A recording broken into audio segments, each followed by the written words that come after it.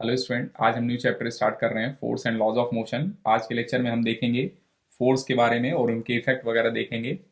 Balanced force देखेंगे, unbalanced force देखेंगे और फर्स्ट लॉ ऑफ मोशन के बारे में हम देखेंगे। सबसे पहले हम फोर्स को डिफाइन करते हैं। फोर्स इज पुल और push which can change the state of motion और शेप ऑफ बॉडी। मतलब फोर्स जो है पुल या पुश है जो कि बॉडी के शेप को चेंज कर सकते हैं, मोशन की स्टेट को चेंज कर सकते हैं। मीन्स रेस्ट में है बॉडी तो मोशन में ला सकते हैं, मोशन में है तो रेस्ट में ला सकते हैं, डायरेक्शन चेंज कर सकते हैं। ये सब कुछ फोर्स कर सकते हैं। मेनली फोर्स जो है पुल या पुश रहेगा, ये हमको समझ में आना चाहिए। तो यहाँ पर ये पर्सन जो है जैसे पुश कर रहे हैं इस ब्लॉक को, तो यहाँ पर ये फोर्स अप्लाई कर रहे हैं ब्लॉक पर। ये ट्रॉली को पुश कर रहे हैं तो यहाँ पर ये फोर्स अप्लाई कर रहे हैं, ये भी पुश है। ड्रॉर को पुल किया जा रहा है यहाँ पर, तो ये पुल हो गया। ठीक है ना, यहाँ पर डोर वगैरह को पुल कर रहे हैं तो यहाँ पर भी ये फोर्स अप्लाई कर रहे हैं। ठीक है ना, बाई पुलिंग द डोर। तो ये जो है फोर्स को अगर हम डिफाइन करेंगे तो ऐसे बोलेंगे, फोर्स इज पुल और पुश। मेन है फोर्स इज पुल और पुश। ठीक है, which can change the shape of body, state of motion वगैरह चेंज कर सकते हैं, उनको हम फोर्स बोलेंगे। ठीक है, तो डेफिनेशन अगर पूछा जाएगा व्हाट इज फोर्स, तो केवल ये 2 लाइन लिखना है बस हमें। ठीक है, चलिए, ये कुछ एक्शंस हैं जिसमें फोर्स पुल या पुश के फॉर्म में इन्वॉल्व रहेंगे या पुश और पुल के कॉम्बिनेशन रहेंगे। ठीक है ना, जैसे picking, opening, setting, kicking, hitting, lifting, flicking, pushing, pulling, ठीक है ना, आर डन बाई फोर्स। जैसे यहाँ पर मान लो मल्टीपल टॉयज रखे गए हैं, एक टॉय को पिक किया गया। ठीक है ना, तो ये जो है पिकिंग एक्शन रहेगा, इसमें भी फोर्स इन्वॉल्व है, बेसिकली पुल फोर्स इन्वॉल्व है एक तरह से। ओपनिंग और सेटिंग में भी कभी पुल करते हैं कभी पुश करते हैं, दोनों रहेंगे यहाँ पर। यहाँ भी इन्वॉल्व रहेगा फोर्स। किकिंग एक्शन में भी फोर्स इन्वॉल्व रहेगा। लिफ्टिंग एक्शन में भी हमको समझ में आ रहा है, पहले पुल करेंगे उसके बाद जो है पुश करेंगे, वहां पर भी फोर्स इन्वॉल्व रहेगा। हिटिंग एक्शन चाहे वो बेसबॉल बैट हो या क्रिकेट बैट हो या फिर हॉकी स्टिक हो, इनसे हिट किया जा रहा है तो यहां पर भी फोर्स इन्वॉल्व होगा। फ्लिकिंग, फ्लिकिंग बेसिकली एक्शन होता है सडन मोशन करा देना। ठीक है ना, जैसे यहाँ पर स्ट्राइकर को हिट करते हैं फिंगर से, सडन मोशन होता है, और यहाँ पर हॉकी स्टिक से बॉल को फ्लिक किया जाता है। ठीक है ना, तो फ्लिकिंग एक्शन में भी फोर्स इन्वॉल्व रहता है। फोर्स को तो हमने डिफाइन कर लिया है, फोर्स के बारे में थोड़ा और समझने की कोशिश करते हैं। फोर्स जहां पर भी आएगा, 2 ऑब्जेक्ट के बीच में ये इंटरेक्शन होते हैं, समझ रहे हैं ना। जैसे अगर हम वॉल को पुश करें तो वॉल हम पर फोर्स लगाएंगे, तो हमारे हाथ और वॉल के बीच का जो इंटरेक्शन है वही फोर्स है। ठीक है ना, नॉर्मल फोर्स वगैरह आगे देखेंगे हम। तो इंटरेक्शन बिटवीन 2 ऑब्जेक्ट रहेंगे फोर्स। ठीक है ना, यहां लिख रहे हैं force are due to an interaction of one object with another object result in force between 2 object। इस तरीके से भी फोर्स को डिफाइन कर सकते हैं, लेकिन हमें डेफिनेशन तो वही लिखना है। बस इतना दिमाग में रखना है, force is interaction between 2 object. समझ रहे हैं। For action of force at least 2 object must interact with each other. ठीक है ना, 2 ऑब्जेक्ट इंटरेक्ट करेंगे वहीं पर फोर्स लगेगा, अदरवाइज फोर्स नहीं लगेगा। जैसे यहां पर ये पर्सन है, ये इस कार बॉडी के साथ कोई इंटरेक्शन ही नहीं है, तो यहां पर कोई ये फोर्स लगा ही नहीं रहे हैं, नो इंटरेक्शन। ठीक है ना, no force act on the car, car move नहीं करेंगे। और जैसे ये पुश करना स्टार्ट किया इन्होंने, ठीक है ना, इनके हाथ और कार बॉडी जो है इंटरेक्ट करना स्टार्ट किए, तो ये कार जो है मूविंग हो गए। ठीक है ना, interaction occur, a force act on car and make it move. समझ में आ रहा है, तो ये कार मूव करने लगेंगे, तो इंटरेक्शन हो रहा है बेसिकली हाथ और कार बॉडी के बीच में। Because of that interaction force आया है और उसी के कारण ये कार जो है मोशन कर रहे हैं। ये देखना, यहां पर ये भी पुल कर रहे हैं और ये भी पुल कर रहे हैं, दोनों एक दूसरे को पुल कर रहे हैं। ठीक है ना, फोर्स जो है दोनों के कारण लग रहा है। ऐसा नहीं केवल ये फोर्स लगा रहे हैं या केवल ये फोर्स लगा रहे हैं, दोनों फोर्स लगा रहे हैं। यहां पर फोर्स जो है इंटरेक्शन बिटवीन 2 ऑब्जेक्ट, 2 बॉडीज रहेगा। ठीक है ना, जैसे यहां पर हमसे बोला जाए कौन किसको पुश कर रहा है, तो ये भी इनको पुश कर रहे हैं और ये भी इनको पुश कर रहे हैं, दोनों एक दूसरे को पुश कर रहे हैं। ठीक है ना, यहां पर ये भी पुल कर रहे हैं और ये भी पुल कर रहे हैं, पुल करते हुए रोटेट कर रहे हैं, एक गेम होता है ये। ठीक है ना, तो यहां पर दोनों एक दूसरे को पुल कर रहे हैं। समझ रहे हैं, एक जो है अकेली बॉडी फोर्स लगा ही नहीं सकती, फोर्स इंटरेक्शन बिटवीन 2 ऑब्जेक्ट रहेगा, इतना हमको दिमाग में रखना है। ठीक है, हम फोर्स को ऐसे भी डिफाइन कर सकते हैं कि force is interaction of pull और पुश बिटवीन टू बॉडीज, ठीक है ना। From these example it is clear that at least two object must interact for a force to come into play, ये भी हम समझ गए। और force is interaction between two object, ये भी हमको समझ में आ रहा है, ठीक है ना। फोर्स को हम ऐसे भी डिफाइन कर सकते हैं, force is interaction of pull और पुश बिटवीन टू बॉडीज, समझ रहे हैं। अब हम देखेंगे इफेक्ट ऑफ फोर्स। अगर हम फोर्स किसी ऑब्जेक्ट पर लगा रहे हैं तो वो ऑब्जेक्ट पर क्या क्या इफेक्ट डाल सकते हैं। जैसे ऑब्जेक्ट रेस्ट पर है तो उसको मूविंग कर सकते हैं, मूविंग है तो रेस्ट पर ला सकते हैं, मूविंग है और ज्यादा स्पीड कर सकते हैं, स्पीड इंक्रीज कर सकते हैं, ठीक है ना। मूव कर रहे हैं स्लो डाउन कर सकते हैं, और मूव कर रहे हैं रोक भी सकते हैं, समझ रहे हैं। मूव कर रहे हैं डायरेक्शन चेंज कर सकते हैं, उनकी वेलोसिटी की डायरेक्शन चेंज कर सकते हैं, फोर्स ये भी कर सकते हैं। कोई ऑब्जेक्ट है उसका शेप चेंज कर सकते हैं फोर्स, ठीक है ना। तो ये सारे जो है इफेक्ट हैं फोर्स के किसी एक ऑब्जेक्ट पर, ठीक है। तो एक एक करके हम देखेंगे। तो पहला लिख रहे हैं इट कैन चेंज स्पीड, ये स्पीड चेंज कर सकते हैं। जैसे यहां पर एक बॉल है, एक बॉल आ रहे हैं और कोलिजन करेंगे, बॉल की वेलोसिटी जीरो हो जाएगी, ठीक है ना। तो यहां पर फोर्स के कारण बॉल की वेलोसिटी जीरो हो गई। और जरूरी नहीं कि फोर्स लगे तो वेलोसिटी इंक्रीज कर जाए या डिक्रीज कर जाए, जरूरी नहीं है। जैसे यहां पर अगर हम बात करें वॉल मूविंग नहीं होंगे, वॉल पर भी फोर्स लग रहा है लेकिन वॉल मूविंग नहीं होंगे, ठीक है ना। Force changes the speed of ball not the speed of wall, जरूरी नहीं कि चेंज ही हो जाए किसी की स्पीड, ठीक है ना। चलिए नेक्स्ट हम देख रहे हैं it can stop moving object, ये मूविंग ऑब्जेक्ट को स्टॉप कर सकते हैं। जैसे यहां पर ये गोलकीपर जो है बॉल को कैच कर रहे हैं, फुटबॉल को, यहां पर ये जो है बॉल को कैच कर रहे हैं और यहां पर एक बॉल जो है रोका जा रहा है, ठीक है ना। तो ये स्टॉप कर सकते हैं मूविंग ऑब्जेक्ट को, इतना हमको समझ में आ रहा है। इट कैन इंक्रीज और डिक्रीज स्पीड, ये स्पीड जो है इंक्रीज या डिक्रीज कर सकते हैं मूविंग ऑब्जेक्ट की, ये भी हमको समझ में आ रहा है। It can make stationary object moving, जैसे यहां पर एक फुटबॉल है, ये रेस्ट पर है, जैसे इनको किक किया जाएगा, फोर्स लगाया जाएगा, ये मूविंग हो जाएंगे, समझ रहे हैं। फोर्स जो है डायरेक्शन वगैरह भी चेंज कर सकता है, नेक्स्ट में उसको देखेंगे हम। हाँ, it can change direction of motion, ठीक है। जैसे यहां पर एक स्ट्राइकर है और इसको थ्रो किया गया कैरम बोर्ड में, तो यहां पर जो है जाकर ये वॉल के साथ कोलिजन करेंगे और अपनी डायरेक्शन वेलोसिटी की चेंज कर लेंगे। यहां पर एक बॉल जो है थ्रो किया गया, ये स्टिक है और बॉल जा रहे हैं कोलिजन करके इस डायरेक्शन में आ गए। कुछ गेम जैसे क्रिकेट, बेसबॉल और हॉकी में बॉल की डायरेक्शन सडन चेंज हो जाती है जस्ट आफ्टर हिट। और भी हमने देखा होगा बैडमिंटन में शटल की वेलोसिटी की डायरेक्शन सडन रैकेट से चेंज हो जाती है। तो ये जो है कुछ डायरेक्शन इसमें चेंज हो जाएगा, ये भी कर सकते हैं फोर्स, हमको समझ में आ रहा है। नेक्स्ट जो है फोर्स शेप चेंज कर सकते हैं। जैसे स्प्रिंग है, स्प्रिंग को इलोंगेट कर सकते हैं, कॉम्प्रेस कर सकते हैं, तो इनकी लेंथ बढ़ सकती है और घट भी सकती है। कोई बॉल लिया हमने, ठीक है ना, ये रबर की बॉल लिया उसको प्रेस किया, या फिर कोई बलून लिया उसको प्रेस किया, तो इनके शेप चेंज हो सकते हैं। यहां पर भी शेप चेंज कर सकते हैं फोर्स, तो वही यहां लिखा जा रहा है it can change shape of body, length of spring changes on applying force, ये तो हमको समझ में आ ही रहा है, ठीक है। नेक्स्ट यहां पर लिखा जा रहा है force can change state and shape of body, ये पहले भी लिखा जा चुका है कि स्टेट चेंज कर सकते हैं, मीन्स मोशन में है रेस्ट में ला सकते हैं, रेस्ट में है मोशन में ला सकते हैं, स्पीड अप कर सकते हैं, स्पीड डाउन कर सकते हैं, और शेप वगैरह चेंज कर सकते हैं। ये हमको समझ में आ गया फोर्स के इफेक्ट। अब हम देखेंगे type of force on the basis of acceleration of body. Acceleration of body के बेसिस पर फोर्स को दो पार्ट में डिवाइड किया गया है, एक को बोलेंगे हम बैलेंस्ड फोर्स, एक को बोलेंगे अनबैलेंस्ड फोर्स। पहले हम बैलेंस्ड फोर्स के बारे में थोड़ा समझते हैं। जैसे किसी बॉडी पर मान लो बैलेंस्ड फोर्स लग रहा है, तो हम बोलेंगे उस बॉडी पर लगने वाले फोर्सेस का रिजल्टेंट कितना होगा, जीरो होगा। रिजल्टेंट जीरो का मतलब है उस पर नेट फोर्स कितना होगा, जीरो होगा। अच्छा, नेट फोर्स जीरो का मतलब क्या है कि जितना उस बॉडी पर अपवर्ड फोर्स लग रहा है उतना ही डाउनवर्ड फोर्स लगेगा, जितना राइट साइड फोर्स लग रहा है उतना ही लेफ्ट साइड फोर्स लगेगा, तो उसको बोलेंगे हम नेट फोर्स जीरो है, या बॉडी जो है बॉडी पर लगने वाले फोर्सेस का रिजल्टेंट फोर्स कितना है, जीरो है, समझ रहे हैं। अच्छा, जब किसी बॉडी पर रिजल्टेंट फोर्स जीरो लगे या बॉडी बैलेंस फोर्स की कंडीशन में, उस बॉडी का एक्सेलरेशन जीरो रहेगा। नेट फोर्स जीरो रहेगा तो एक्सेलरेशन जीरो रहेगा, और एक्सेलरेशन जीरो का मतलब क्या हुआ, हम पहले ही पढ़ चुके हैं, एक्सेलरेशन जीरो का मतलब है वेलोसिटी चेंज नहीं होगी।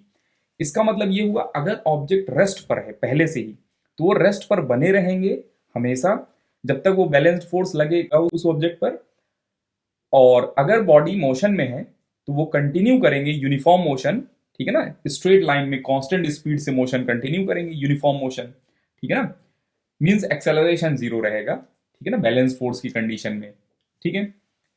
तो पहले हम देख रहे हैं balanced force when resultant of all forces acting on body zero, उसको बोलेंगे हम बैलेंस्ड फोर्स। और body having zero acceleration when balanced force act on it, ठीक है ना। जब इस पर किसी बॉडी पर बैलेंस फोर्स लगेगा तो उनका एक्सेलरेशन कितना रहेगा, जीरो रहेगा, और एक्सेलरेशन जीरो रहेगा तो वेलोसिटी क्या रहेगी, कांस्टेंट, ठीक है ना। कांस्टेंट जीरो भी हो सकता है, नॉन जीरो भी हो सकता है, ठीक है। जैसे यहां पर देखना, if balance force act on stationary body, stationary body मतलब रेस्ट पर है बॉडी, ठीक है ना, then it remain at rest, ठीक है ना।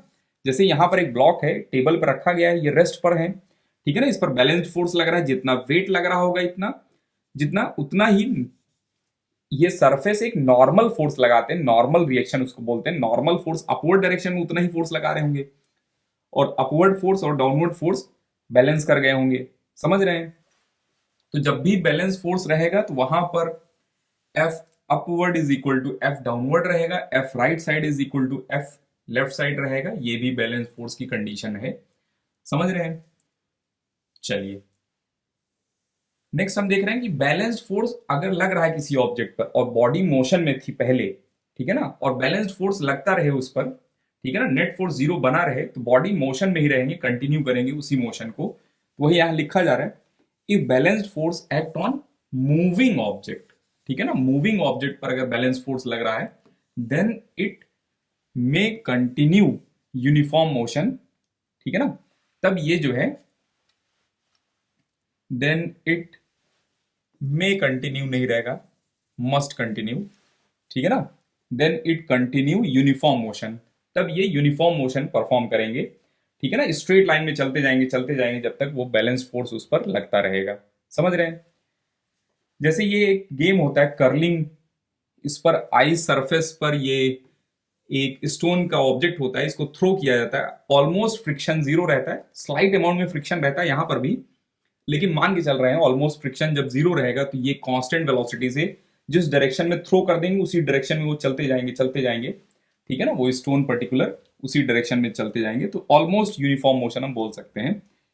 तो मोशन अगर हो रहा है और फ्रिक्शन वगैरह जीरो है, फ्रिक्शन फोर्स अगर जीरो है, तो ये बॉडी जो है कंटिन्यू करेंगे, स्ट्रेट लाइन में मोशन कंटिन्यू करते जाएंगे, ठीक है। जैसे अगर हम बात करें कार, ट्रेन और शिप वगैरह जो है, ये कांस्टेंट वेलोसिटी से जब चल रहे होते हैं, ठीक है ना, जब कांस्टेंट वेलोसिटी से चल रहे होते हैं, ठीक है ना, वेलोसिटी टाइम के साथ जब चेंज नहीं हो रहा है, कांस्टेंट वेलोसिटी से जब चल रहे हैं स्ट्रेट लाइन में, ठीक है ना, तो यहां पर जो भी इनका एक्सेलरेटिंग फोर्स है, ठीक है ना, जो सपोर्टिंग फोर्स इंजन वगैरह लगा रहे हैं इस पर, और जो एयर रेजिस्टेंस वगैरह का फोर्स लग रहा होगा, या फिर इस पर जो वाटर फोर्स लगा रहे होंगे, दोनों बैलेंस कर जाते हैं, ठीक है ना। जब कांस्टेंट वेलोसिटी चलते हैं तो इनको चलाने वाला फोर्स जो होगा और रोकने वाला जो फोर्स होगा वो बैलेंस कर जाता है, तो उसको बोलते हैं बैलेंस कंडीशन में है, ठीक है ना। तो ये अगर कांस्टेंट वेलोसिटी चल रहे हैं स्ट्रेट लाइन में, तो वहां पर हम बोलेंगे they are in balanced condition, ठीक है, और इस पर बैलेंस्ड फोर्स लग रहा होगा इस मोमेंट पर। अच्छा, बैलेंस्ड फोर्स शेप चेंज कर सकता है, ठीक है ना, एक बैलेंस फोर्स अगर किसी ऑब्जेक्ट पर लग रहा है तो बैलेंस फोर्स शेप चेंज कर सकते हैं। जैसे यहां पर एक रबर बॉल लिया गया, दोनों साइड से उतना ही फोर्स लगाया जा रहा है, तब भी यहां पर इनका शेप चेंज हो जाएगा। तो यहां लिखा जा रहा है balanced force can not accelerate a body but it can change shape of body. इस बॉल का शेप चेंज कर सकते हैं, या फिर स्प्रिंग वगैरह है उसका भी शेप चेंज कर सकते हैं बैलेंस्ड फोर्स, ठीक है। बैलेंस्ड फोर्स जब भी है तो हम बोलेंगे बॉडी इक्विलिब्रियम में है, ठीक है ना। इक्विलिब्रियम वर्ड अभी देख ले रहे हैं, इसका मेन यूज तो 12th में होता है या 11th में देखेंगे हम, body having balanced force called equilibrium, ठीक है ना। जो भी बॉडी बैलेंस्ड फोर्स की कंडीशन में रहेंगे उनको बोलेंगे हम वो बॉडी इक्विलिब्रियम में है। जैसे यहां पर ये ब्लॉक जो है डाउनवर्ड और अपवर्ड फोर्स बैलेंस कर गया है, तो ये बॉडी जो है इक्विलिब्रियम में है। और यहां पर जितना ये राइट साइड फोर्स लगा रहे हैं उतना ही ये लेफ्ट साइड फोर्स लगा रहे हैं, मान लो ये 200 न्यूटन फोर्स है, ठीक है ना, ये भी 200 न्यूटन फोर्स है, तो हम बोलेंगे ये ब्लॉक जो है बैलेंस्ड फोर्स की कंडीशन में है। समझ रहे हैं? चलिए, बॉडी में have constant velocity in equilibrium और बैलेंस फोर्स। तो इसमें थोड़ा सा एरर है, ये सेंटेंस में एरर है, इसमें होना चाहिए body must must have constant velocity in equilibrium या बैलेंस फोर्स, क्योंकि जीरो भी तो एक कांस्टेंट है, ठीक है ना। वेलोसिटी कांस्टेंट ही रहेगा जब बैलेंस फोर्स लगेगा। या फिर इसको ऐसे भी लिख सकते थे हम, ध्यान से देखना, इसको और भी तरीके से लिख सकते थे। एक सेंटेंस तो ये हो गया करेक्ट, लिखना हो तो आप पॉज करके इसको लिख लो।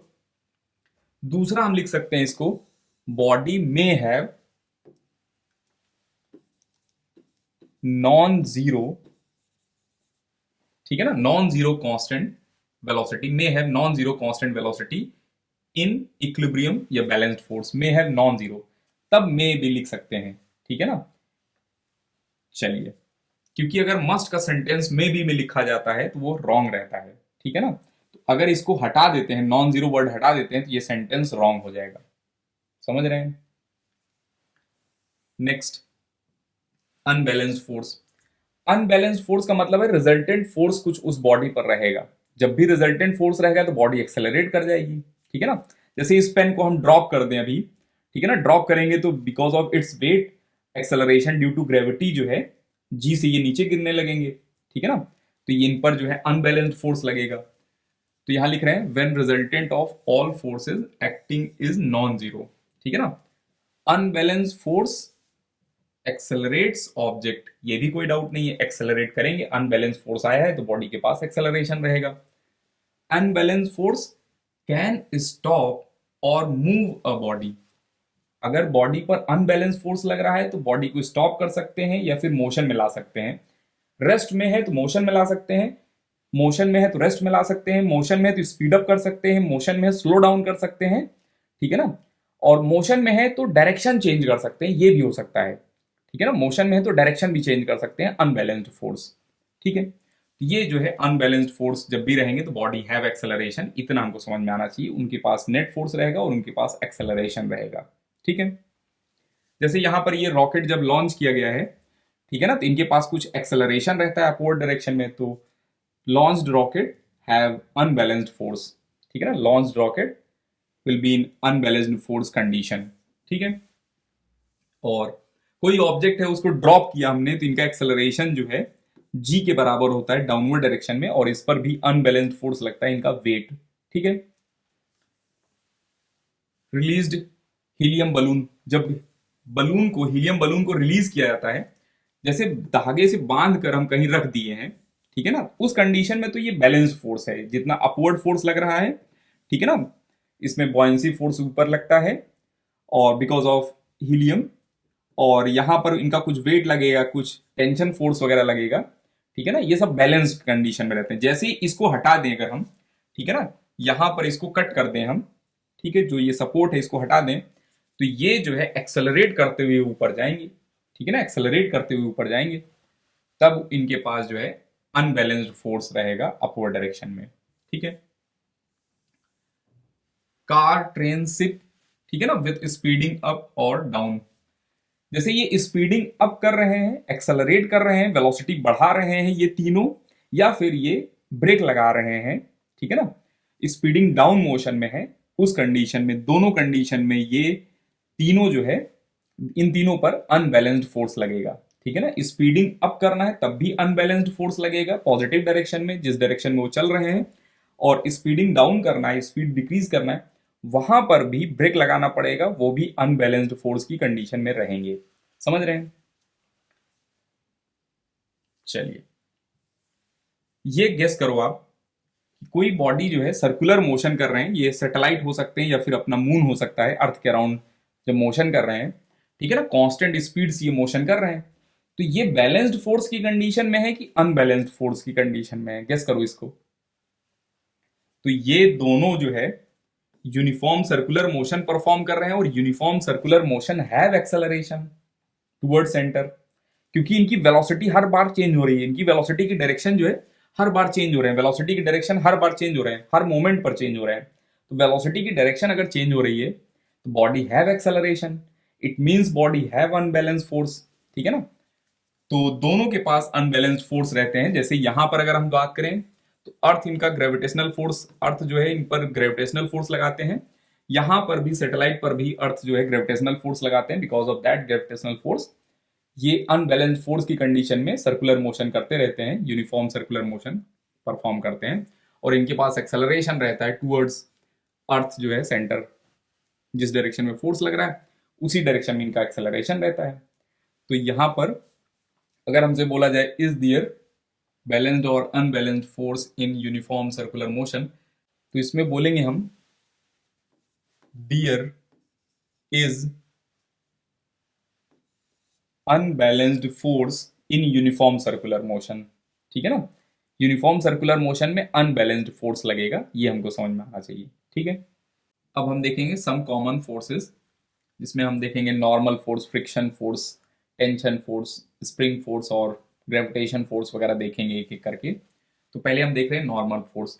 जैसे मान लो हमारे पास दो बॉडी हैं, ठीक है ना, दो बॉडी के सरफेस एक दूसरे को टच कर रहे हैं और दोनों के बीच में प्रेसिंग हो रही है, ठीक है ना, दोनों एक दूसरे को प्रेस कर रहे हैं, तो वहां पर दोनों सरफेस के बीच में नॉर्मल फोर्स डेवलप होगा परपेंडिकुलर टू द सरफेस। ध्यान समझना, फिर से बता रहे हैं, जब भी दो बॉडी कांटेक्ट में आ गए, ठीक है ना, दो बॉडी कांटेक्ट में आ गए और दोनों बॉडी के सरफेस जो है टच कर रहे हैं और प्रेसिंग हो रही है दोनों के बीच में, जब प्रेसिंग होगी तो जो प्रेसिंग फोर्स इन बिटवीन आएगा, नॉर्मल टू द सरफेस आएगा, उसी को बोलते हैं हम नॉर्मल फोर्स, ठीक है। तो यहां लिख रहे हैं perpendicular force between two body surface when there is pressing. अगर प्रेसिंग नहीं होगा तो कोई फोर्स नहीं आएगा, ठीक है ना, प्रेसिंग नहीं होगा तो कोई फोर्स नहीं आएगा। Perpendicular force between two body surface when there is pressing, ठीक है ना, उसको बोल देंगे हम normal force. Normal is pressing force between two body surface, हम ऐसा भी बोल सकते हैं, ये भी डेफिनेशन करेक्ट है, ये भी करेक्ट है, समझ रहे हैं। अच्छा, जैसे मान लो यहां पर एक ब्लॉक रखा गया है एक टेबल पर, ठीक है ना, तो टेबल के सरफेस और ब्लॉक के सरफेस टच है, यहां कांटेक्ट में है, तो यहां इन दोनों के बीच में प्रेसिंग हो रही होगी, ठीक है ना। सोचो अगर इनके बीच में फिंगर आ जाए अपनी, ठीक है ना, उंगली आ जाए अपनी, तो उंगली तो प्रेस हो जाएगी, तो इसका मतलब इन दोनों के बीच में प्रेसिंग हो रही है, ठीक है ना, प्रेसिंग फोर्स प्रेजेंट है।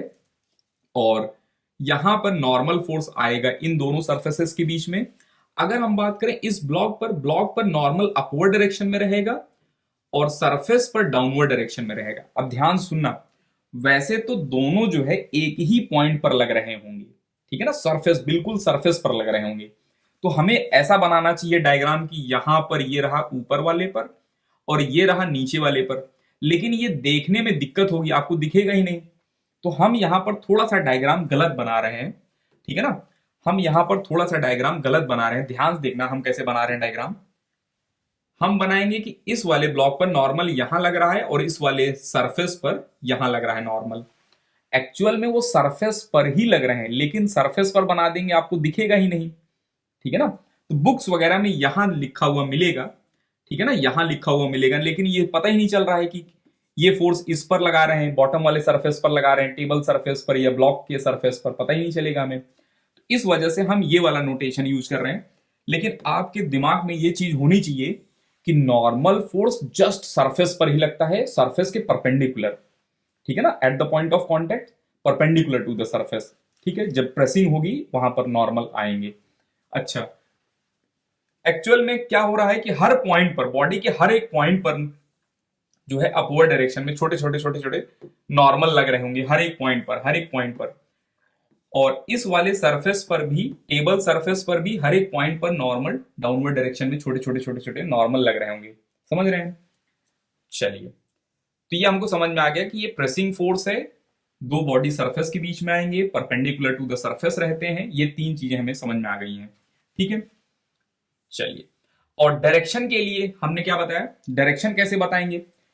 तो डायरेक्शन इज सच दैट, ध्यान समझना, direction is such that normal tries to separate both surface, ठीक है ना, normal tries to separate both surface, ऐसा समझ लो, normal tries to separate both surface, समझ रहे हैं। तो देखो ध्यान से, इस पर ऊपर फोर्स लग रहा है और इन पर जो है डाउनवर्ड फोर्स लग रहा है, तो both normal tries to separate both surface. तो यहां लिख रहे हैं direction of normal force is such that it try to separate both surface. ठीक है ना, ये दोनों सरफेस को सेपरेट करना चाहते हैं, ऐसे डायरेक्शन में लगेंगे ये। समझ रहे हैं? वैसे तो इस लाइन का मेन यूज हम देखेंगे 11th क्लास में, अभी बहुत ही बेसिक यूज रहेगा, बहुत ज्यादा यूज नहीं रहेगा अभी। ठीक है, जैसे यहां पर ये पुश कर रहे हैं इधर, ठीक है ना, तो इस वाले ऑब्जेक्ट पर नॉर्मल रिएक्शन इधर आएगा और इनके हाथों में जो नॉर्मल आएगा वो इस डायरेक्शन में आएगा। समझ रहे हैं ना? और नॉर्मल प्रेसिंग फोर्स है, हमको ये समझ में आ गया। चलिए, तो डायरेक्शन हमको समझ में आ गया। यहां पर ब्लॉक पर अगर देखेंगे तो ब्लॉक पर नॉर्मल अपवर्ड डायरेक्शन में रहेगा और सरफेस पर नॉर्मल, बॉडी के जो ये टेबल सरफेस है, टेबल सरफेस पर नॉर्मल किस डायरेक्शन में रहेगा? डाउनवर्ड डायरेक्शन में रहेगा टेबल सरफेस पर। ठीक है, अब हम देखेंगे फ्रिक्शन फोर्स। फ्रिक्शन फोर्स दो बॉडी सरफेस के बीच में टेंजेंट की डायरेक्शन में आते हैं। ठीक है ना, जहां पर दो बॉडी सरफेस मोशन कर रहे हैं वहां पर ये टेंजेंट की डायरेक्शन में आते हैं ताकि मोशन ना हो, मोशन को अपोज करने के लिए आ रहे हैं। ठीक है ना, तो यहां लिख रहे हैं friction is tangential force between two body surface which always oppose the motion. ठीक है ना, which always oppose the motion. समझ रहे हैं? तो ये टेंजेंट की डायरेक्शन में रहेंगे और मोशन को अपोज करेंगे, ऐसे रहेंगे कि मोशन अपोज हो। ठीक है, अच्छा, direction of friction force is such that it opposes motion between two surface. ये भी वही लिखा गया है, ध्यान से देखना। जैसे मान लो ये सरफेस पर एक ब्लॉक रखा गया और एक पर्सन है, ये पुल कर रहे हैं इसको, तो मोशन किस डायरेक्शन में? इस डायरेक्शन में मोशन है। तो इस वाले सरफेस पर, बॉडी वाले सरफेस पर किधर फ्रिक्शन लगेगा? बैकवर्ड लगेगा, इस डायरेक्शन में फ्रिक्शन लगेगा। समझ रहे हैं ना? फ्रिक्शन को अपोज करना, फ्रिक्शन चाहता है कि मोशन ना हो, तो ब्लॉक पर फ्रिक्शन किधर आएगा? बैकवर्ड, क्योंकि ब्लॉक चल किधर रहे हैं? फॉरवर्ड, राइट साइड चल रहे हैं ब्लॉक। तो राइट साइड अगर ब्लॉक चल रहे हैं तो इन पर फ्रिक्शन किधर आएगा? बैकवर्ड, लेफ्ट साइड आएगा, रोकने के लिए। समझ रहे हैं? और अगर हम बात करें फ्रिक्शन का एक पेयर रहता है ग्राउंड पर जो लगता है, ग्राउंड पर फ्रिक्शन फॉरवर्ड डायरेक्शन में रहेगा। ठीक है ना, ये मेनली तो 11th क्लास में यूज में आएगा, लेकिन अभी थोड़ा समझ लो। यहां पर फ्रिक्शन किधर लग रहा है? बॉडी पर, बैकवर्ड। लेकिन इनका जो रिएक्शन पेयर है, अभी हमने बात किया था कि फोर्स जो भी रहेंगे वो इंट्रैक्शन बिटवीन टू बॉडी रहेंगे। तो एक बॉडी पर इधर लग गए, दूसरी बॉडी पर किधर लगेंगे? फॉरवर्ड डायरेक्शन में लगेंगे। ठीक है ना, ग्राउंड पर किधर लगेंगे? फॉरवर्ड डायरेक्शन में। लेकिन ग्राउंड अभी तो वैसे हमें नहीं देखना है, हमें देखना है कि बॉडी पर किधर लगेंगे, बॉडी पर बैकवर्ड लगेंगे। समझ गए? चलिए, अब हम देखेंगे टेंशन फोर्स। जैसे हमारे पास कोई केबल, चेन, रोप, स्ट्रिंग, ठीक है ना, या रॉड वगैरह है, उसको हम स्ट्रेच कर रहे हैं। ठीक है ना, स्ट्रेच कर रहे हैं, खींच रहे हैं। ठीक है ना, जब भी स्ट्रेच करेंगे तो वहां पर जो फोर्स डेवलप होगा, रोप, चेन, ठीक है ना, इन सब में जो फोर्स, इंटरनल फोर्स डेवलप होगा, उसी को बोलते हैं हम टेंशन फोर्स। ठीक है ना, जैसे अगर हम एक रोप लें, ठीक है ना, या एक स्ट्रिंग लें, स्ट्रिंग को अगर हम खींचे या इसी पेन को हम खींचे दोनों साइड से, ठीक है ना, तो यहां पर एक फोर्स इंटरनल डेवलप होगा, उसी को हम बोलेंगे टेंशन फोर्स। ये बहुत अच्छे से महसूस हो सकता है रबर वगैरह में, रबर को खींचते हैं तो रबर के अंदर जो फोर्स डेवलप होते हैं उसको बोल देंगे टेंशन फोर्स डेवलप हुआ है।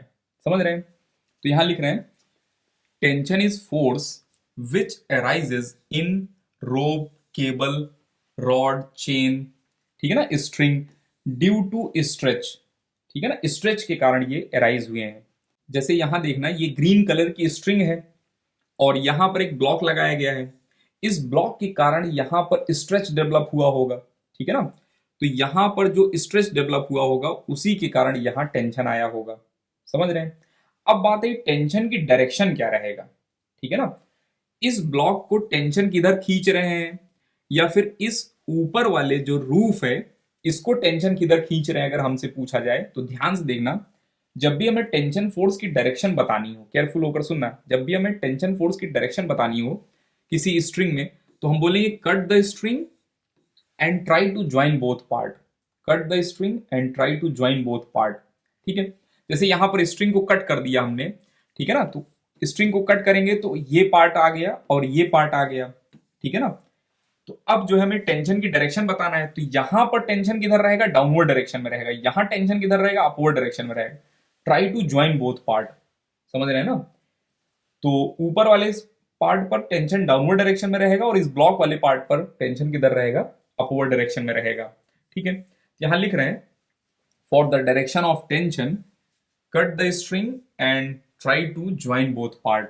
जैसे अगर हम बात करें, एक ब्लॉक ये है, एक ब्लॉक ये है, फ्रिक्शनलेस वगैरह सरफेस पर रखे गए हैं और इसको पुल किया जा रहा है, इधर पुल किया जा रहा है, तो यहां पर जो टेंशन आएगा इस ब्लॉक पर किधर आएगा और इस ब्लॉक पर किधर आएगा, हमसे बोला गया तो हम बोलेंगे इस ब्लॉक को, ये स्ट्रिंग को कट करो, तो कट करेंगे और after cut try to join both part. ठीक है ना, इस वाले ब्लॉक पर टेंशन इधर आ जाएगा, इस वाले ब्लॉक पर टेंशन इधर आ जाएगा। समझ रहे हैं? चलिए, तो टेंशन फोर्स एक रहेगा जो कि स्ट्रेच वगैरह के कारण आया होगा, इतना हमारे दिमाग में रहना चाहिए। अब हम देखेंगे spring force. Spring basically helical object है, मेटल या प्लास्टिक वगैरह के बने होते हैं। ठीक है ना, आपने देखा होगा, हो सकता है रेलवे वगैरह में, ठीक है ना, ये या पेन आपने देखा होगा, स्प्रिंग वाली पेन में स्प्रिंग देखा होगा, सॉकर वगैरह में देखा होगा, बाइक वगैरह में, ठीक है ना, या साइकिल में भी सस्पेंशन लगाए जाते हैं कुछ स्प्रिंग के, वहां पर आपने स्प्रिंग देखा होगा। ठीक है, तो स्प्रिंग जो है इलोंगेट करते हैं तब भी फोर्स रिक्वायर होता है, कंप्रेस करते हैं तब भी फोर्स रिक्वायर होता है। समझ रहे हैं? अच्छा, स्प्रिंग की ये प्रॉपर्टी है, स्प्रिंग की ये प्रॉपर्टी है कि जितना ज्यादा फोर्स लगाएंगे हम उतना ज्यादा इलोंगेशन होगा। ध्यान समझना, जितना ज्यादा फोर्स लगाएंगे उतना ज्यादा इलोंगेशन होगा, या फिर ऐसा भी बोल सकते हैं जितना ज्यादा इलोंगेशन कराना है उतना ज्यादा फोर्स लगाना पड़ेगा। समझ रहे हैं ना? दो चीजें हैं, दोनों एक ही सेंटेंस है। जैसे अगर हम बात करें जितना ज्यादा फोर्स लगाएंगे उतना ज्यादा इलोंगेशन होगा, या फिर जितना ज्यादा इलोंगेशन कराना है हमें उतना ज्यादा फोर्स लगाना पड़ेगा। ठीक है, जैसे यहां पर ये एक स्प्रिंग है, अभी ये अपने नेचुरल लेंथ पर है। नेचुरल लेंथ का मतलब है विदाउट एनी फोर्स, जो उनकी लेंथ है उसको बोलते हैं नेचुरल लेंथ। ठीक है ना, length of string without any force, उसको बोलेंगे हम नेचुरल लेंथ। ठीक है,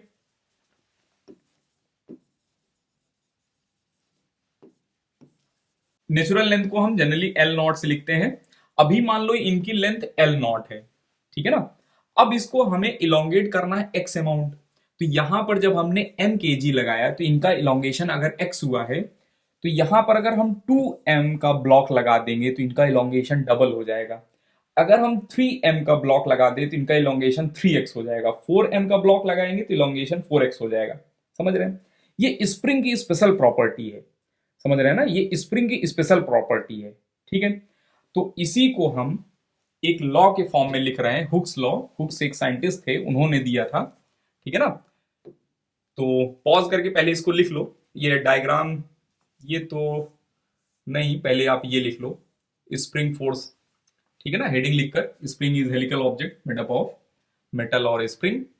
हो सके तो ये डायग्राम बना लो, एक डायग्राम बस, ये डायग्राम बनाने की जरूरत नहीं है, ये भी डायग्राम बनाने की जरूरत नहीं है।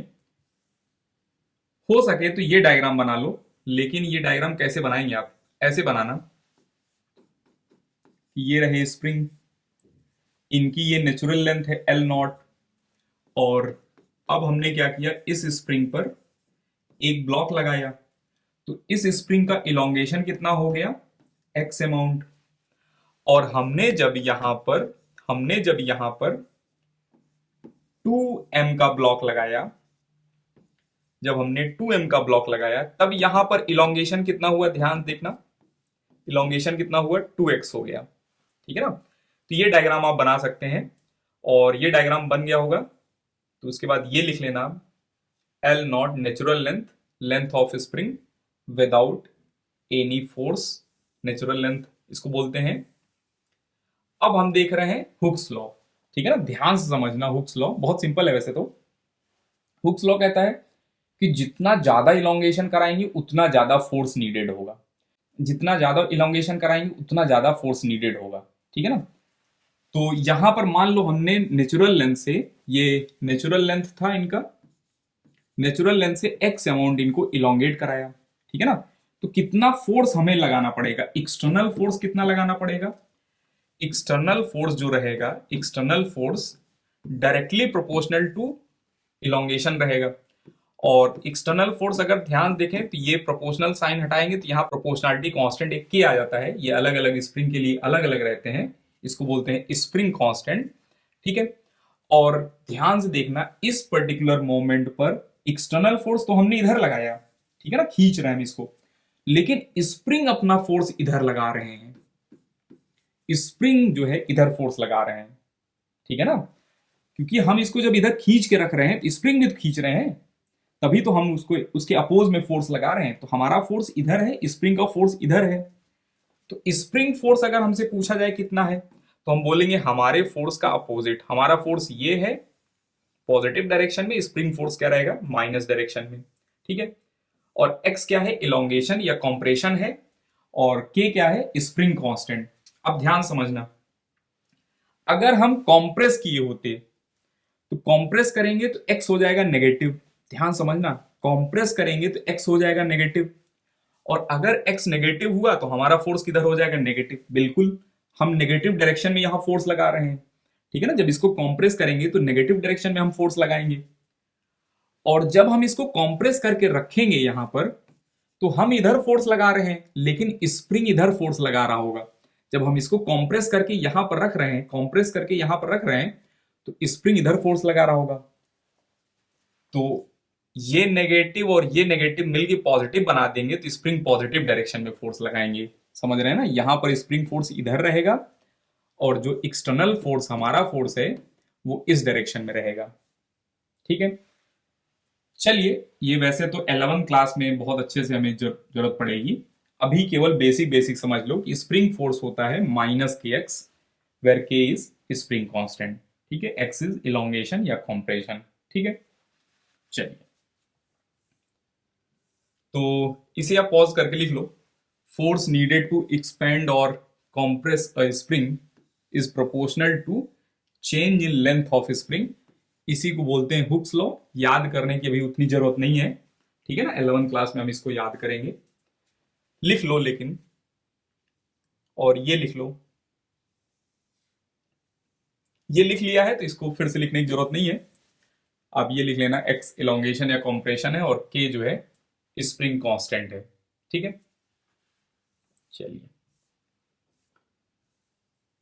नेक्स्ट देख रहे हैं हम gravitation force. Gravitation force weight भी बोलते हैं, ठीक है ना, इसी को वेट भी बोलेंगे। वैसे तो थोड़ा सा डिफरेंस है दोनों में, लेकिन चलिए 9th क्लास में आप बोल सकते हैं वेट। एक्चुअल में इसको हम देखेंगे ग्रेविटेशन चैप्टर में, ठीक है ना। तो दो ऑब्जेक्ट के बीच में बिकॉज ऑफ मास जो फोर्स लगते हैं उसको बोलते हैं ग्रेविटेशन फोर्स, ठीक है। जैसे अर्थ हमारे पर ग्रेविटेशन फोर्स लगा रहे हैं बिकॉज ऑफ मास, हमारे पास मास है, अर्थ के पास मास है, इस वजह से हमारे और अर्थ के बीच में ग्रेविटेशन फोर्स लग रहा है, ठीक है। इस पेन पर जो है अर्थ ग्रेविटेशन फोर्स लगा रहे हैं क्योंकि इनके पास मास है और अर्थ के पास मास है, इस वजह से इनके पास इनको जो है ग्रेविटेशन फोर्स लग रहा है इन पर। तो यहां लिख रहे हैं gravitation force is attraction force between two object due to their mass. अगर मास नहीं होते तो फोर्स नहीं लगेंगे ग्रेविटेशन, और मास रहेगा तो लगेगा ग्रेविटेशन फोर्स, ठीक है। Gravitation force by earth is called weight, ठीक है ना। अर्थ का जो ग्रेविटेशन फोर्स होता है उसको हम बोल देते हैं वेट, ठीक है। और weight on earth surface mg रहेगा। m is mass of object, g is acceleration due to gravity, g की वैल्यू 9.8 है और 10 metre per second square use करेंगे। mg ही क्यों लिखा ये हम पढ़ेंगे ग्रेविटेशन जब चैप्टर पढ़ेंगे अभी आने वाले टाइम पर, ठीक है ना। नेक्स्ट टू नेक्स्ट जो चैप्टर है आपका, तो वहां पर देखेंगे हम कि ये mg क्यों है और g की वैल्यू 9.8 क्यों है, वो हम ग्रेविटेशन फोर्स में देखेंगे, ठीक है ना। तो अगर कोई पर्सन अर्थ के सरफेस पर है, कहीं पर भी, यहां पर हो सकते हैं, यहां पर हो सकते हैं, या फिर यहां पर हो सकते हैं, कहीं पर अगर होंगे अर्थ सरफेस पर, ठीक है ना, तो इन पर जो वेट लगेगा that is mg। Earth surface पर जो फोर्स लगेगा, वेट लगेगा, that is mg, mass multiply by acceleration due to gravity. मान लो एक 20 केजी का ऑब्जेक्ट है, 20 केजी का ऑब्जेक्ट है, तो इनका वेट कितना लगेगा, इन पर वेट कितना लगेगा या ग्रेविटेशनल फोर्स कितना लगेगा अगर हमसे पूछा जाए, तो हम बोलेंगे mg होता है, और m हो गया 20, g हो गया 10, ऑल अप्रोक्सीमेटली, अदरवाइज 9.8 भी यूज कर सकते हैं यहां पर, इज इक्वल टू 200 न्यूटन के अप्रोक्स रहेगा फोर्स। समझ गए, बस इतना करना आना चाहिए हमें कि वेट जो है, मास दिया है तो वेट निकाल लें हम, ठीक है। तो ग्रेविटेशन फोर्स समझ गए हम। पॉज करके इसको लिख लो।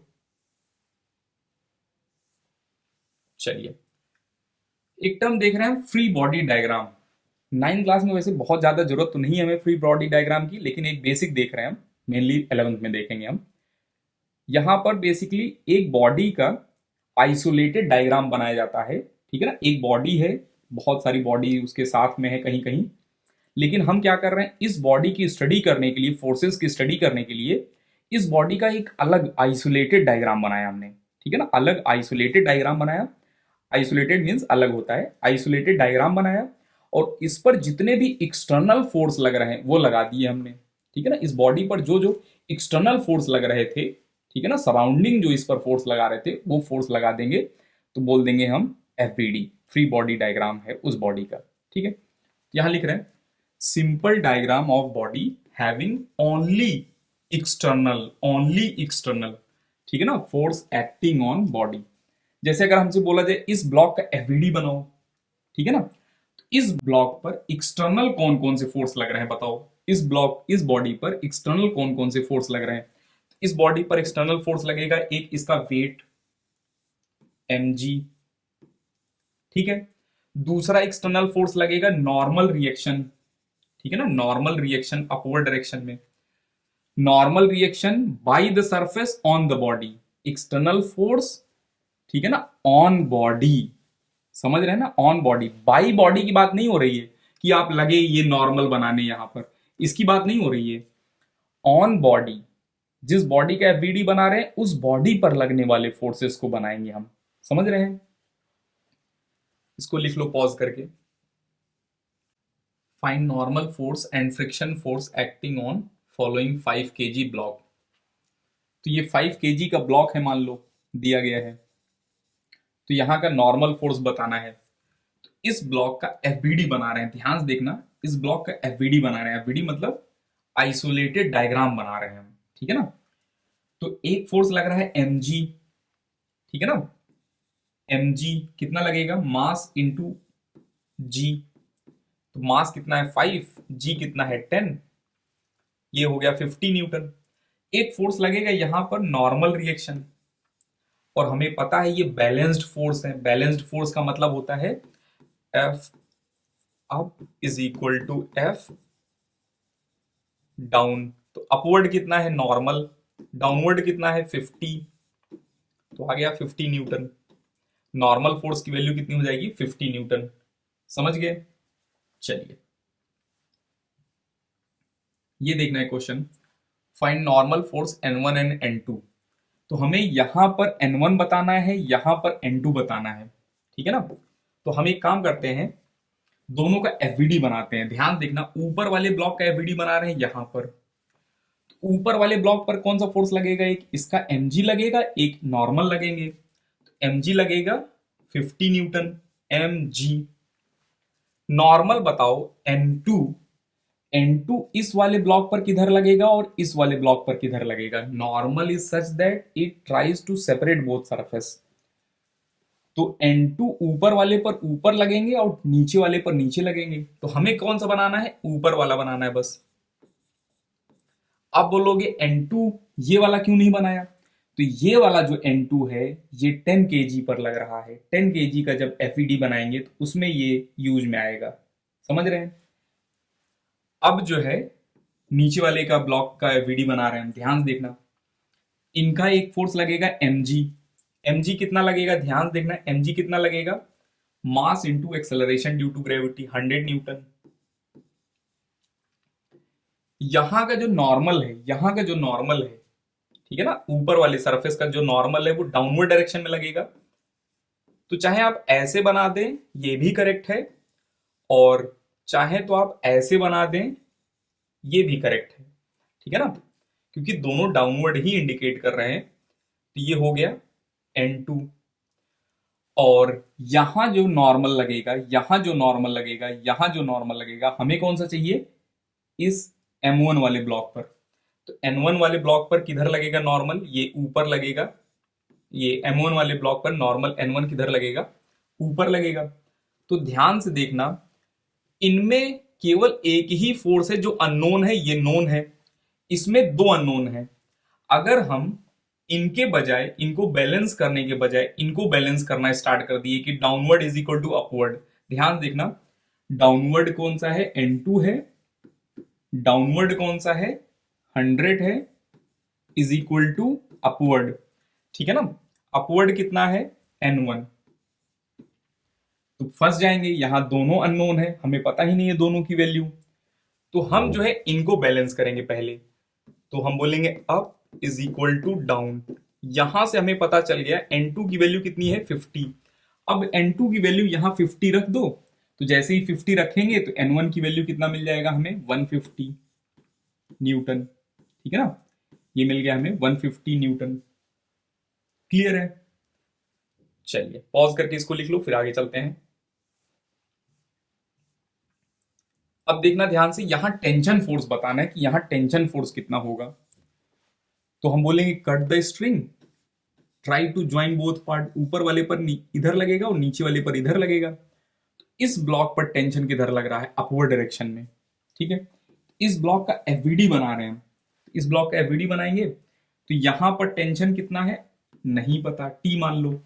टेंशन जनरली टी से लिखते हैं, नॉर्मल जनरली एन से लिखते हैं, और mg वेट जो है mg से लिखते ही हैं, ठीक है।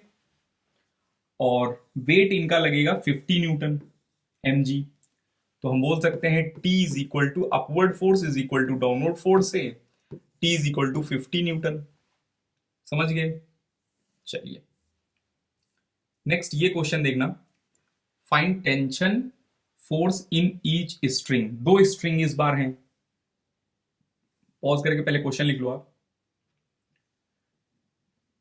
यहां पर दो स्ट्रिंग है, ठीक है ना। एक ब्लॉक ये कनेक्टेड है, एक ब्लॉक ये कनेक्टेड है। तो इस ब्लॉक का अगर हम एफवीडी बनाए और इस ब्लॉक का एफवीडी बनाए, ध्यान देखना, ऊपर वाले ब्लॉक ये हैं। यहां पर अगर हमसे बोला जाए कि टेंशन T2 किधर लगेगा, अपवर्ड लगेगा इस ब्लॉक पर या डाउनवर्ड लगेगा, तो हम बोलेंगे cut the string and try to join both part. यहां पर भी cut the string and try to join both part. तो ये T1 जो है ऊपर वाले पर ऊपर लगेगा, T2 जो है इस ऊपर वाले ब्लॉक पर डाउनवर्ड लगेगा, और इनका जो है mg 100 न्यूटन, ये भी डाउनवर्ड लगेंगे 100 न्यूटन, ठीक है। इस वाले ब्लॉक का एफवीडी बनाएंगे, इस ब्लॉक का एफवीडी बनाएंगे तो यहां पर T2 ऊपर लगेगा और mg जो है इनका 50 न्यूटन डाउनवर्ड लगेंगे। समझ रहे हैं ना। तो इसको अगर हम बैलेंस करेंगे, इस वाले ब्लॉक के लिए बैलेंस करेंगे, up is equal to down करेंगे, तो दो अननोन है, T1 T2 दोनों अननोन है, फंस जाएंगे। इनको पहले बैलेंस करते हैं। तो यहां लिखेंगे T2 is equal to 50, T2 मिल गया। अब इसको बैलेंस करेंगे, हम लिखेंगे upward is equal to downward, ठीक है ना, प्लस डाउनवर्ड। तो T2 50 न्यूटन यहां रख देते हैं, तो T1 कितना आ जाएगा, 150। समझ गए। इसको पॉज करके लिख लो। अब हम आगे चलते हैं। अब हम देखेंगे Galileo observation on moving object. इन्होंने एक मार्बल बॉल लिया और फ्रिक्शनलेस सरफेस पर रिलीज किया इंक्लाइन प्लेन पर। तो ये मार्बल बॉल नीचे आ रहे थे और इनकी वेलोसिटी बढ़ती जा रही बढ़ती जा रही। क्यों वेलोसिटी बढ़ रही है, क्योंकि अनबैलेंस फोर्स लग रहे हैं, ठीक है ना। ग्रेविटी जो है इन पर अनबैलेंस फोर्स लगा रहे हैं जो कि इनको एक्सेलरेट कर रहे हैं। अच्छा, अब इन्होंने क्या किया कि दूसरे साइड भी इंक्लाइन प्लेन लिया, स्मूथ इंक्लाइन प्लेन। तो दूसरे साइड इनकी वेलोसिटी घटती जा रही, क्योंकि ग्रेविटेशन जो है फोर्स इधर लग रहा है और इनकी वेलोसिटी ये डिक्रीज कराएंगे। तो इन्होंने देखा कि सेम हाइट तक यहां बॉल जा रहे हैं, दूसरे साइड भी सेम हाइट तक बॉल जा रहे हैं, ठीक है। ये स्मूथ सरफेस है, ये भी स्मूथ सरफेस है, बॉल को यहां से रिलीज किया, सेम हाइट तक जा रहे हैं। अच्छा, अब इन्होंने क्या किया कि एंगल कम करना स्टार्ट कर दिया, लेकिन बॉल जो है एंगल कम करने के बाद भी सेम हाइट तक जा रहे थे, ठीक है ना। इन्होंने एंगल जो है और कम कर दिया, तो बॉल ज्यादा डिस्टेंस ट्रेवल कर रहे हैं लेकिन हाइट सेम जा रहे हैं। इन्होंने एक्सट्रीम कम एंगल ले लिया, बहुत ही कम एंगल ले लिया, तब भी इन्होंने देखा कि बॉल सेम हाइट तक जा रहे हैं। तो बॉल जो है सेम हाइट तक जाने के लिए कितनी भी डिस्टेंस ट्रेवल कर रहे हैं, इन्होंने ये देखा। अच्छा, फिर इन्होंने क्या किया, गेस किया कि अगर हम हॉरिजेंटल सरफेस ले लेंगे, ठीक है ना, हॉरिजेंटल सरफेस ले लेंगे, तो यहां पर सेम हाइट अचीव करने के लिए इनको इनफाइनाइट डिस्टेंस ट्रेवल करनी पड़ेगी, ठीक है ना। एक्चुअल में तो ऐसा नहीं होता, क्योंकि फ्रिक्शन आ जाते हैं बहुत ही स्लाइट अमाउंट, तब भी ये बॉल जो है बहुत ज्यादा डिस्टेंस तक मूव कर रहे हैं। और अगर हम एक आइडियल केस लेकर चलें जहां पर फ्रिक्शन ना आए, वहां पर ये बॉल इनफाइनाइट तक जाएंगे, ठीक है ना। ये गैलीलियो का ऑब्जर्वेशन था। अच्छा, इससे क्या पॉइंट मिला हमें? गैलीलियो ने ये देखा कि बॉल को यूनिफॉर्म मोशन करने के लिए, बॉल को मोशन करने के लिए फोर्स की रिक्वायरमेंट नहीं है। समझ रहे हैं ना, क्योंकि इनफाइनाइट तक ये बहुत ही लार्ज डिस्टेंस तक मूव करते चले जा रहे हैं। तो यूनिफॉर्म मोशन करने के लिए, कांस्टेंट वेलोसिटी से मोशन करने के लिए फोर्स नीडेड नहीं है। ये गैलीलियो का ऑब्जर्वेशन था। समझ रहे हैं ना, force doesn't require for continue uniform motion. समझ रहे हैं। If right side plane is horizontal, zero slope, the marble ball would continue to travel forever, trying to reach same height. समझ रहे हैं ना। अगर दूसरे साइड जो है, राइट साइड वाला जो पोर्शन है, उसको अगर हम हॉरिजेंटल कर देंगे तो सेम हाइट रीच करने के लिए इनको इनफाइनाइट डिस्टेंस ट्रेवल करना पड़ेगा, ठीक है ना। ये हमको समझ में आ गया। But in practical situation, friction force stops marble ball after travelling some distance. ये क्वेश्चन पूछा जा सकता है कि मार्बल बॉल क्यों रुक गए हॉरिजेंटल वाले पर भी आफ्टर सम डिस्टेंस। तो हम बता सकते हैं कि क्योंकि वहां पर फ्रिक्शन है स्लाइट अमाउंट में, तो फ्रिक्शन रोक दे रहे हैं। अगर फ्रिक्शन ना होते तो वो इनफाइनाइट तक चलते जाते। समझ रहे हैं। और इससे गैलीलियो का ये ऑब्जर्वेशन था कि यूनिफॉर्म मोशन करने के लिए फोर्स की रिक्वायरमेंट नहीं होगी, ठीक है ना। तो वही यहां लिखा जा रहा है, Galileo gave the idea that no force is required to maintain uniform motion. Uniform motion maintain करने के लिए कोई फोर्स की रिक्वायरमेंट नहीं है, ठीक है ना। न्यूटन ने गैलीलियो के कॉन्सेप्ट को स्टडी किया और इन्होंने अपने 3 लॉज दिए जो कि डिस्क्राइब करेंगे बॉडी के मोशन को। तो वही यहां लिख रहे हैं, sir Isaac Newton further studied Galileo's ideas on force and motion and gave 3 laws to describe the motion of body, ठीक है ना। तो हम जो है पहले देखेंगे Newton's first law of motion, और इसको हम बार बार एनएलएम फर्स्ट भी बोलेंगे। एनएलएम फर्स्ट जब भी बोला जाएगा तो हमारे दिमाग में चलना चाहिए Newton first law of motion.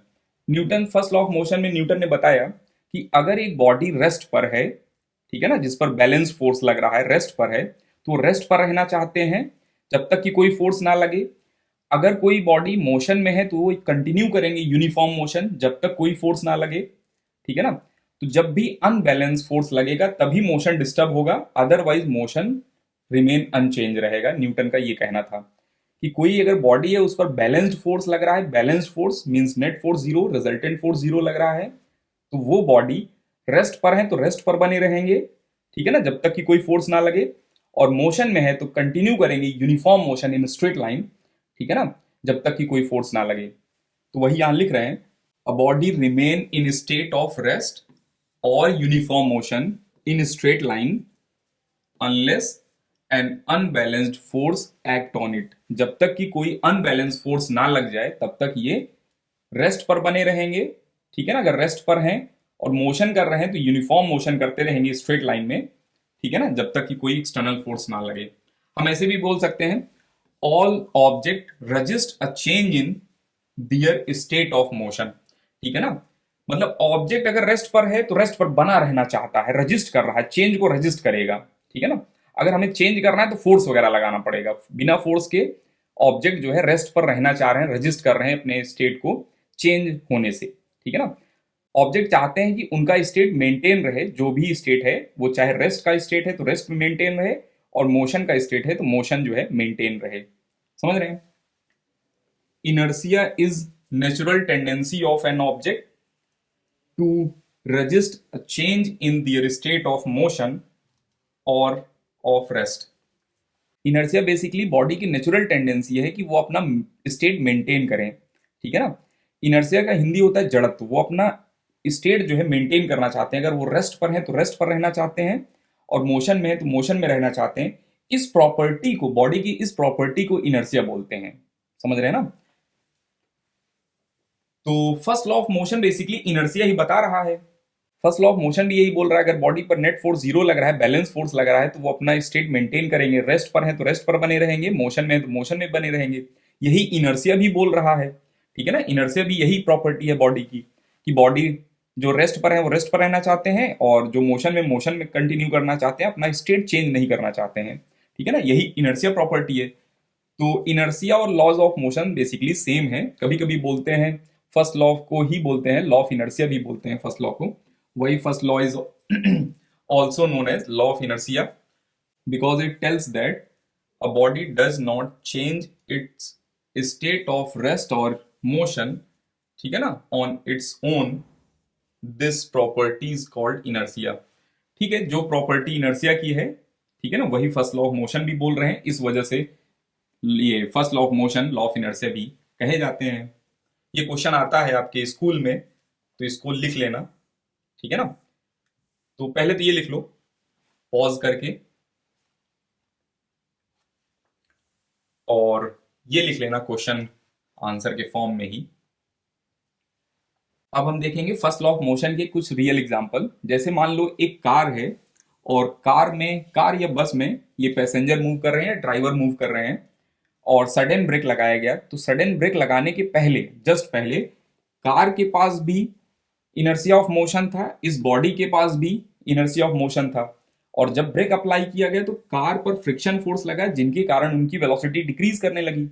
लेकिन इनके पास जो है अभी भी इनर्शिया ऑफ मोशन है। ठीक है ना, इनके पास अभी भी इनर्शिया ऑफ मोशन है।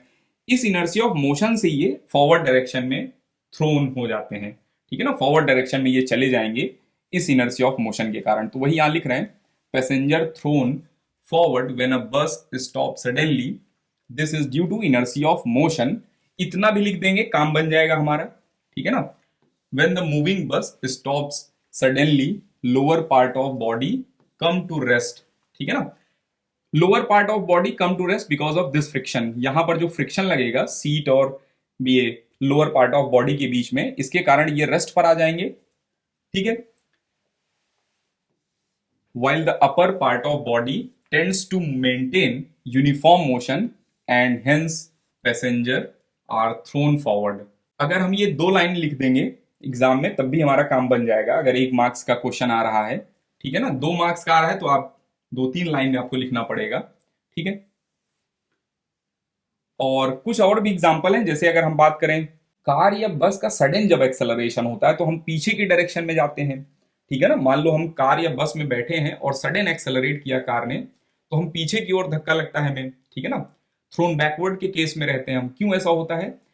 क्योंकि हम इनर्शिया ऑफ रेस्ट में थे, हम रेस्ट में रहना चाहते हैं, और कार मूविंग हो गई तो हम पीछे रहना चाहते हैं। दैट्स वाई हम पीछे की डायरेक्शन में थ्रोन हो जाते हैं। ठीक है ना, तो कुछ क्वेश्चन है इसमें inertia of rest, inertia of motion करके ही आंसर देना होता है। Why are seat belt provided in vehicles? तो सीट बेल्ट अगर प्रोवाइड ना किया जाए तो इनका सर जो है कोलिजन कर जाएगा स्टेयरिंग से। ठीक है ना, या फॉरवर्ड में बहुत ज्यादा ये थ्रोन हो जाएंगे। ठीक है, सडन जब ब्रेक लगाया जाएगा, इस वजह से सीट बेल्ट लगाया जा रहा है। और why does passenger fall forward when moving बस सडनली स्टॉप? ये तो हमको समझ में आ ही गया ऊपर वाले से। Why does the passenger fall backward when stationary bus suddenly start? तो ये भी हमको समझ में आ रहा है कि इनर्शिया ऑफ रेस्ट में रहना चाहते हैं, इसलिए वो थ्रोन बैकवर्ड रहते हैं। नेक्स्ट देखना, why does passenger fall sideway when a बस टेक शार्प टर्न? तो यहां पर एक वीडियो क्लिप लगा रहे हैं, उसको पहले देखना। उस वीडियो क्लिप में है कि कोई एक कार है, कार के ऊपर बॉल रखी गई है, और दोनों कांस्टेंट वेलोसिटी से चल रहे हैं, चलते जा रहे हैं। और जब कार ने टर्न किया तो ये बॉल जो है, ठीक है ना, स्ट्रेट मोशन करने के लिए इस कार से हट गए। समझ रहे हैं? ऐसा हुआ क्यों होगा? तो ध्यान से देखना। जैसे मान लो यहां पर कोई कार है और उसके ऊपर बॉल है। जैसे ही कार ने टर्न करना स्टार्ट किया, मान लो थोड़ा सा डिस्टेंस इधर आए, तो बॉल यहां पर पहुंच गए। और जैसे ही कार यहां पर आएंगे, नेक्स्ट मोमेंट पर कार यहां पर आएंगे, तो बॉल यहां पर आ जाएंगे। समझ रहे हैं ना? और जैसे ही कार यहां पर आएंगे तो बॉल जो है यूनिफॉर्म मोशन करते हुए यहां पर पहुंच जाएंगे। समझ रहे हैं? तो बॉल जो है, बॉल अपना मोशन अनडिस्टर्ब्ड कर रख रहे हैं, अनडिस्टर्ब्ड रख रहे हैं, ठीक है ना। और मान लो पैसेंजर इसी के अंदर होते, तो पैसेंजर भी अपना मोशन अनडिस्टर्ब करने के लिए, पैसेंजर की बॉडी मोशन अनडिस्टर्ब करने के लिए इधर ही थ्रोन हो जाते हैं, ठीक है ना। जैसे शार्प टर्न लिया जाता है तो पैसेंजर एक साइड चले जाएंगे, ये हम बोल सकते हैं because of inertia of motion, ठीक है।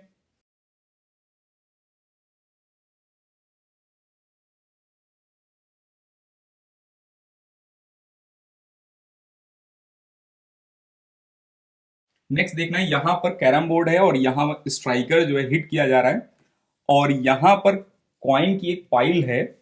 जैसे ही स्ट्राइकर से हिट किया जाता है तो केवल बॉटम वाले कॉइन बाहर निकलते हैं, बाकी वहीं की वहीं रहना चाहते हैं, ठीक है ना, क्योंकि इनके पास इनर्सी ऑफ रेस्ट है, ये यही रहना चाहते हैं। जिस पर फोर्स लगा वो निकल गए, और जिन पर फोर्स नहीं लगा वो वहीं रहना चाहते हैं। और जैसे ही स्ट्राइकर और कॉइन, एक सिंगल कॉइन निकल जाता है तो ये फिर से वहीं पर आ जाते हैं, देखा होगा हमने। तो वही यहाँ लिखा जा रहा है, only the carrom coin at the bottom of pile is removed when a fast moving carrom coin और स्ट्राइकर हिट्स इट। समझ गए? चलिए, ये भी एग्जांपल है। इसमें एक कार्ड के ऊपर एक कॉइन रख दिया गया है और कार्ड को सडनली फ्लिक किया जा रहा है, ठीक है ना, हिट किया जा रहा है यहाँ पर कार्ड को सडन। तो कार्ड पर फोर्स लगा, कार्ड जो है मोशन में आ गए, ठीक है ना, और इस कॉइन पर कोई फोर्स लगा नहीं है, तो ये कॉइन यही रेस्ट पर रहना चाहते हैं। इसके बाद जब ये कार्ड मूव कर जाएगा तो ये कॉइन जो है इसी में बिकॉज ऑफ ग्रेविटी फॉल कर जाएंगे। तो वही यहाँ लिख रहे हैं, when the card is flicked with the finger the coin placed over it fall in the tumbler. Glass जो है इसी में गिर जा रहे हैं, समझ रहे हैं ना, ये because of inertia of rest हो रहे हैं। अब ये केस देखना, इसमें ब्रांचेस को बहुत तेजी से सेक किया जा रहा है। जब ब्रांचेस को सेक किया जाता है तो जो ये फ्रूट्स रहेंगे और ये जो लीव्स रहेंगे ये डिटैच हो जाते हैं। ऐसा क्यों हो रहा है? जब हम सेक करते हैं ब्रांचेस को तो ब्रांच जो है हमारे फोर्स के कारण मोशन में आ जाते हैं, लेकिन फ्रूट्स और लीव्स वहीं के वहीं रहना चाहते हैं, ठीक है ना। तो ब्रांच जो है यहाँ से मूव कर गए, फ्रूट्स और लीव्स वहीं के वहीं रहना चाहते हैं, इनर्सी ऑफ रेस्ट में रहना चाहते हैं, ठीक है ना। तो ये जो है डिटैच हो जाएंगे ब्रांचेस से। तो यहां लिख रहे हैं, fruits and leaves detach from tree if we vigorously shake its branch because due to inertia of rest the fruits and leaves try to remain at rest and branch get displaced due to shaking, ठीक है। so they get detached from the branch and falls down by gravity, ठीक है ना, इसमें कोई doubt नहीं है। Exam में आएगा तो पूरा लिखने की जरूरत नहीं है, केवल और केवल ये जो अंडरलाइंड है इतना भी लिख लेंगे तब भी काम चल जाएगा, due to inertia of rest, ठीक है ना, करके लिख लेंगे, काम चल जाएगा हमारा। अब ये केस देखना, dust come out of blanket on beating because beating the blanket with the stick make the blanket move. जैसे यहां पर मान लो ये ब्लैंकेट है और डस्ट पार्टिकल भी यहीं पर है, और जैसे ही हमने स्टिक से फोर्स अप्लाई किया तो ये फोर्स के कारण, स्टिक फोर्स के कारण ब्लैंकेट तो मूव हो गए, ठीक है ना, लेकिन डस्ट पार्टिकल वहीं की वहीं रह गए, ठीक है ना, तो डस्ट पार्टिकल बाहर आ जाएंगे। तो यहां लिख रहे हैं, because beating the blanket with the stick make the blanket move but the dust particle remain at rest due to inertia of rest and get separated. इसमें कोई डाउट नहीं है। चलिए, नेक्स्ट ये क्वेश्चन के फॉर्म में पूछा जाता है, why does dust come out of carpet when it is beaten by stick. तो वही एग्जांपल है जो जैसा सेम केस ब्लैंकेट के लिए वही कारपेट के लिए भी है। और why does a coin placed on card fail into glass when the card is flicked. तो ये भी वही है, जब कार्ड को फ्लिक करते हैं, ठीक है ना, तो टम्बलर में कॉइन गिर जाते हैं, ग्लास में कॉइन गिर जाते हैं, ठीक है ना, ये इनर्सी ऑफ रेस्ट के कारण ऐसा हो रहा है, ये भी इनर्सी ऑफ रेस्ट ही है।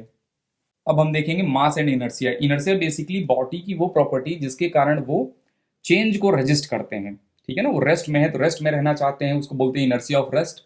मोशन में है तो मोशन में रहना चाहते हैं, उसको बोलते हैं inertia of motion.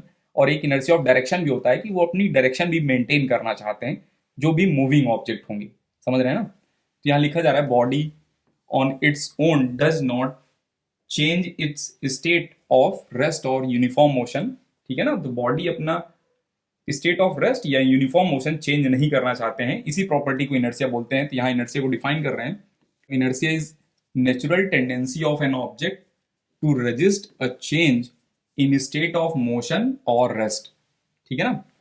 Uniform motion या फिर रेस्ट वाली जो स्टेट है इसको ये रजिस्ट करना चाह रहे हैं चेंज ना हो, ठीक है। और हैवियर ऑब्जेक्ट के पास ज्यादा इनर्शिया होता है, वो ज्यादा रेजिस्ट करते हैं, और जो भी लाइटर ऑब्जेक्ट रहेंगे उनके पास कम इनर्शिया रहेगा, ठीक है ना। बेसिकली इनर्शिया को न्यूमेरिकली मेजर किया जाता है मास में, समझ रहे हैं ना। यहां लिख रहे हैं heavier body required large effort to change their state, इसके इनर्शिया ज्यादा रहेगा लार्जर बॉडी का। It means heavier body have large inertia as compare to lighter body, ये भी दिमाग में रखना है हमें, ठीक है। The mass of object is measure of its inertia quantitatively, ठीक है ना। मास जो है इनर्शिया का क्वांटिटिव मेजर है, ठीक है ना। एक तरह से समझ लो न्यूमेरिकली मेजर कर रहे हैं इनर्शिया को मास में, ठीक है। Inertia of an object is measure by its mass, ऐसा भी बोल सकते हैं हम। अब ध्यान सुनना, स्पेस में हमारे पास मान लो 1 kg का एक ऑब्जेक्ट है और एक ऑब्जेक्ट जो है 10 kg का है, ठीक है ना। स्पेस ग्रेविटी फ्री स्पेस है और यहां पर ये फ्लोट कर रहे हैं, ग्रेविटी फ्री स्पेस में कोई फोर्स नहीं रहेगा तो ये फ्लोट कर रहे होंगे ये ऑब्जेक्ट्स। तो इनको हमें 10 मीटर पर सेकंड से थ्रो करना है, इनको हमें 10 मीटर पर सेकंड से थ्रो करना है। तो आप गेस करो कि इनमें किसमें ज्यादा एफर्ट रिक्वायर्ड होगा, किसमें ज्यादा फोर्स रिक्वायर होगा, स्मॉलर में या लार्जर में, या दोनों में इक्वल फोर्स रिक्वायर होगा, आप गेस करो। तो यहां पर इनको थ्रो करने के लिए स्मॉलर फोर्स रिक्वायर होगा और इनको थ्रो करने के लिए लार्जर फोर्स रिक्वायर होगा। क्यों? क्योंकि इनके पास इनर्शिया ज्यादा है, समझ रहे हैं ना। ऐसा नहीं कि ग्रेविटी फ्री स्पेस में है तो वहां पर इनर्शिया काम नहीं करेगा, वहां पर भी उनका मास जो है इनर्शिया रहेगा, मास के बिकॉज ऑफ मास जो है इनर्शिया रहेगा वहां पर भी, समझ रहे हैं। जैसे एक सिंपल सा एग्जांपल देखें हम, यहां पर एक बॉल है, ठीक है ना, और ये जो है एक हैवियर ऑब्जेक्ट है। तो यहां इनको थ्रो करना 10 मीटर पर सेकेंड से बहुत आसान है, लेकिन इनको थ्रो करना 10 मीटर पर सेकेंड से टफ टास्क है, समझ रहे हैं ना। चलिए एक और भी एग्जांपल समझना। अगर हमारे पास एक बॉडी है 1 kg के और इनके पास 10 मीटर पर सेकेंड वेलोसिटी है, और एक ऑब्जेक्ट है स्पेस में, एक ऑब्जेक्ट है इनके पास वेलोसिटी 0 है और ये 10 kg के हैं, ठीक है ना। तो किसके पास इनर्शिया ज्यादा रहेगा, किसके पास इनर्शिया ज्यादा रहेगा, गेस करो आप। तो इन दोनों में अभी भी इसी के पास इनर्शिया ज्यादा है। हम मोमेंटम की बात नहीं कर रहे हैं, अगर आपने पढ़ा होगा तो मोमेंटम की बात नहीं हो रही, इनर्शिया की बात हो रही। जिसका मास ज्यादा उसका इनर्शिया ज्यादा, सिंपल सी बात है। इनर्शिया का वेलोसिटी से कोई लेना देना नहीं है, जिसका मास ज्यादा उसका इनर्शिया ज्यादा, समझ रहे हैं। चलिए आज के लेक्चर में इतना ही है। अब हम नेक्स्ट लेक्चर में देखेंगे NLM 2 और उसके बाद वाले लेक्चर में देखेंगे हम NLM 3। तो नेक्स्ट लेक्चर में मिलते हैं हम।